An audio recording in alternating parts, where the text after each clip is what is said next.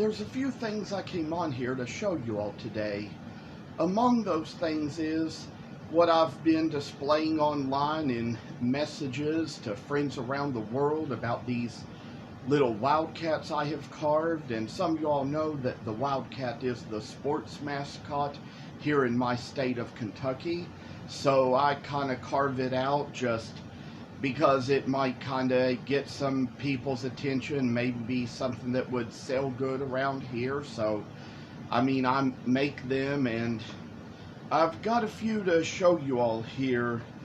I've got one here that is made from Kentucky coffee tree wood, and it has a little stump it is on that is made from cherry. I used a couple of plumwood twigs installed in there to hold the head onto the log. I have one here that is carved from redwood, and it has a couple of fir branches in here to attach it to the sycamore log. That's what it's made from. I have one here. This is made from Turkish walnut, and it is attached to a little piece of zebra wood, which was just a leftover cut off from another project I was making out of zebra wood, and I saved the scraps just to use for special things like this, especially with exotic woods like that that are very expensive like it is. And I have one here that is made out of cherry wood, and a couple of plumwood branches are used to attach it to the stand that is made out of a Bradford pear stump. Now, another thing I'd like to show is these are a couple of ones that are unfinished.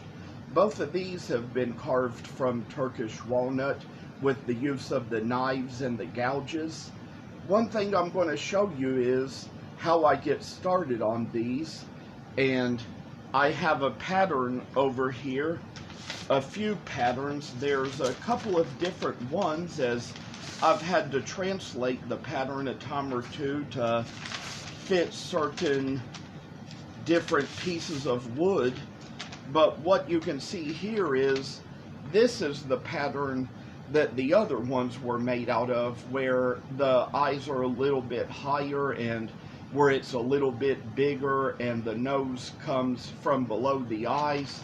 But then to fit a smaller piece of wood, I had to make this pattern where I kind of changed the size a little bit and kind of made it to where the top of the nose comes up between the eyes, and sort of folded it in and changed the lines a little bit to make it kind of smaller. And now I am going to demonstrate how I did this, because what I would do is I would take the pattern and lay it down on a piece of wood over a piece of graphite paper like this, and draw the lines into it, and then the graphite paper would make the lines come out on the wood like this. In this one, they came out a little faded at first, so I had to use an ink pen to draw the lines in a little better.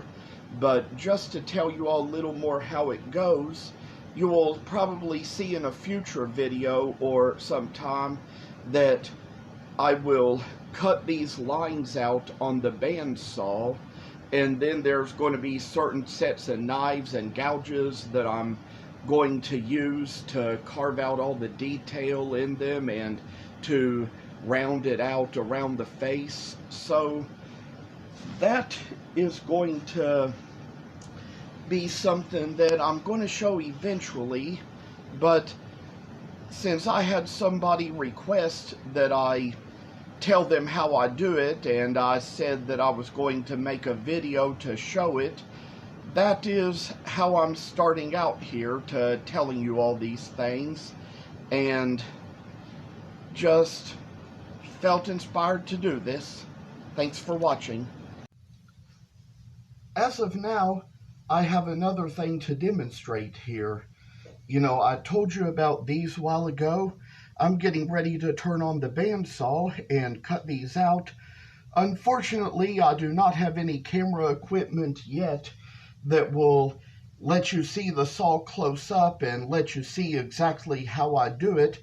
Hope to have that in the future, but I'm just going to give you all the next step of the demonstration here.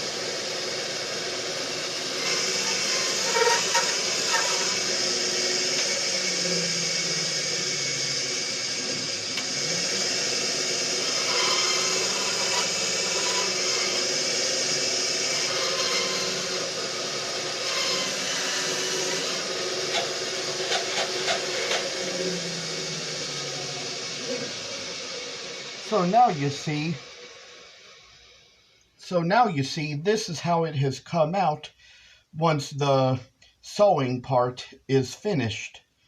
The carving part might be shown in a later video, but here's how it's come out so far.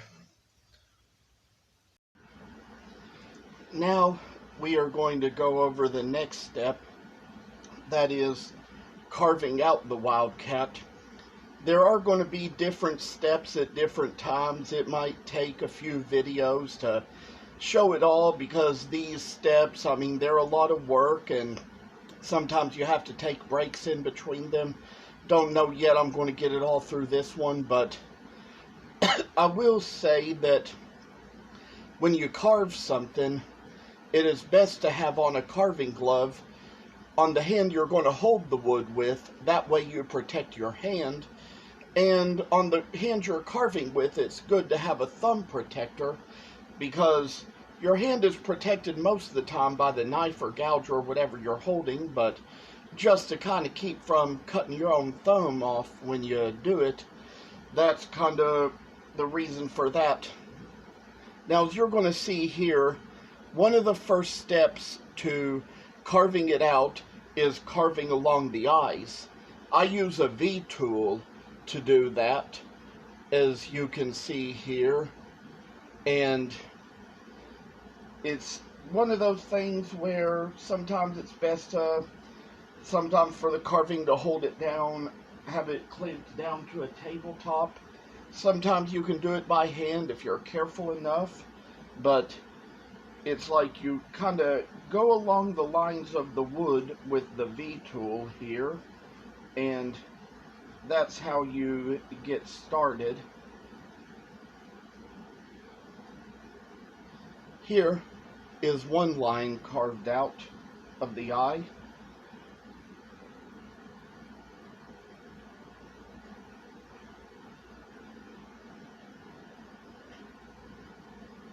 Sometimes it might come out imperfect, sometimes the gouge might slide a little bit, cause extra cuts, but don't worry about that because you can make up for those later. But I've gotten the outer part of the eye done here. There's another line you do on the inside of the eye to make it go along.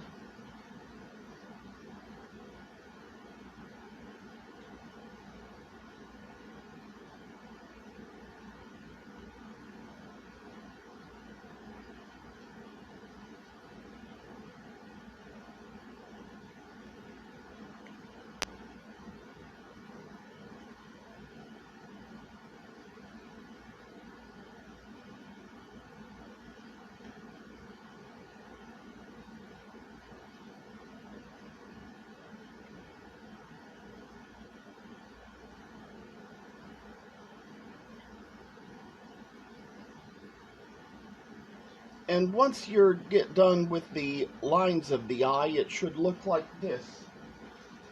There are certain things you should never worry about when it comes to doing this kind of thing, because just know that perfection is never guaranteed. Once you kind of get the lines gouged out for the eye, you can kind of use a little detail knife to kind of thin them out, or to kind of get them a little straighter here.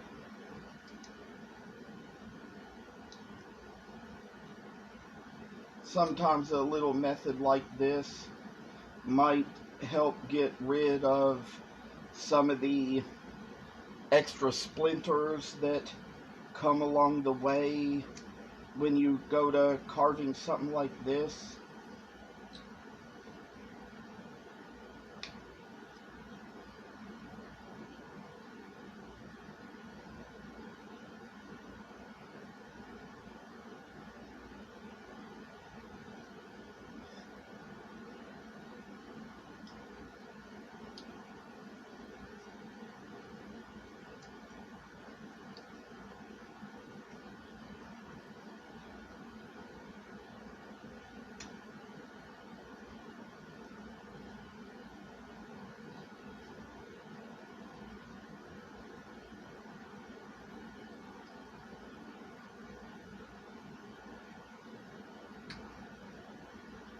And here is about how the eye should turn out once you finish it.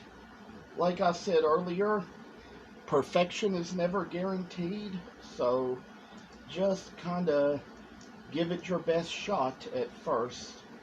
I know one thing is that I can never do a perfect eye when I go to making these things, so there's going to be other steps along the way, but here's how to start out. After the eyes have been carved out, one of the next steps will be to carve the lines in the face, the lines for the ears, and the lines for the nose.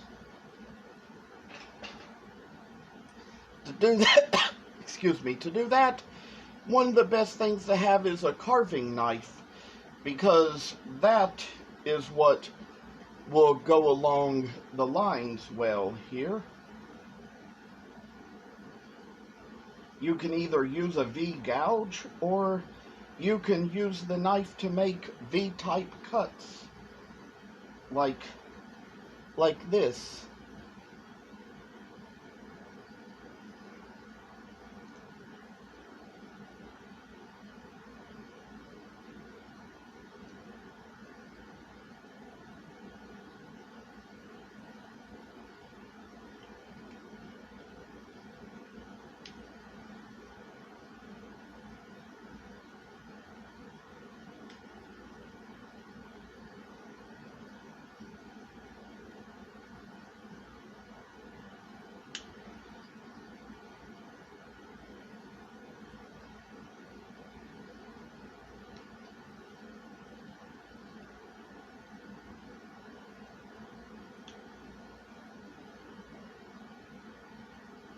This is a point where you can already see that I have cut out the two lines around here for the ears on the head. There's going to be a step next. There's going to be the lines at the top of the ears, which are the next ones you carve in. Make little V cuts with the knife. You make an angle cut one way and an angled cut the other way. That is how this will turn out.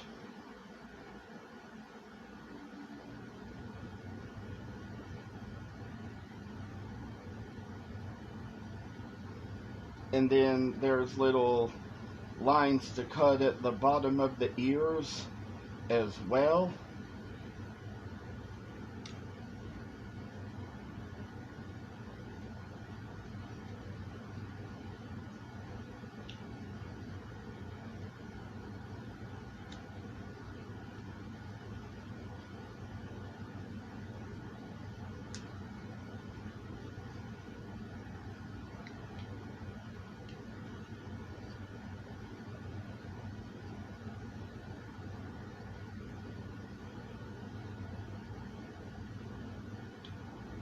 As you can see here, there was one little ear on which I made an extra chip on the inside, but don't worry about that, because you can also kind of even it out on the other side as well. And besides, more of that is going to come off as you kind of go further along.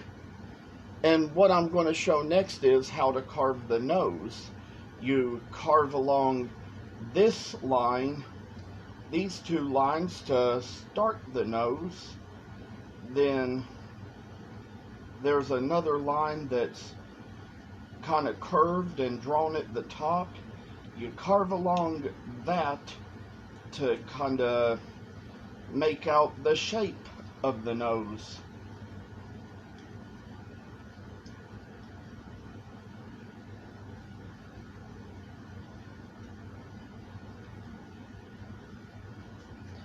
And then there's kind of a little line here on the nose that's like between where it is between the eyes and where it is on the face. And there's another little part that is a little lower than that.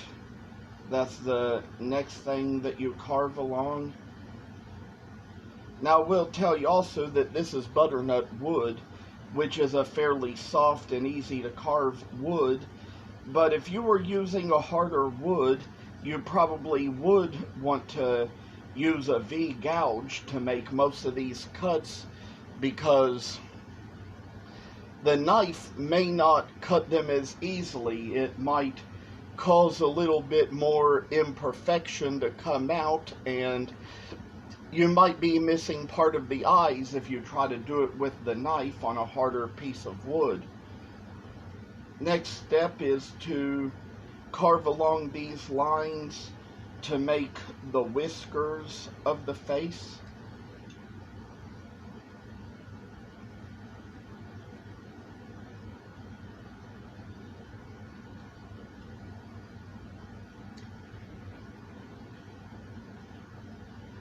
And this is the outside of the whiskers that's already been carved out. The inside is going to be carved out next.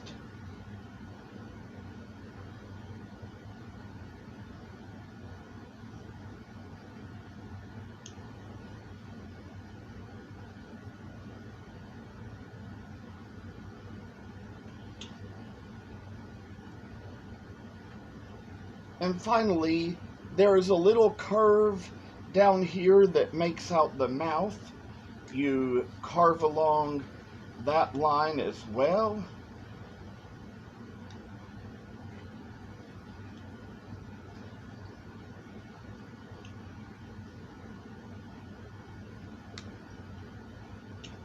And at this point you would be done with all the V cutting you'd have to do, but there will be a little extra detail carving to come along to round out the face and the head, kind of sink in the ears and sink in the mouth and the little beard around the chin. So that will be coming up next.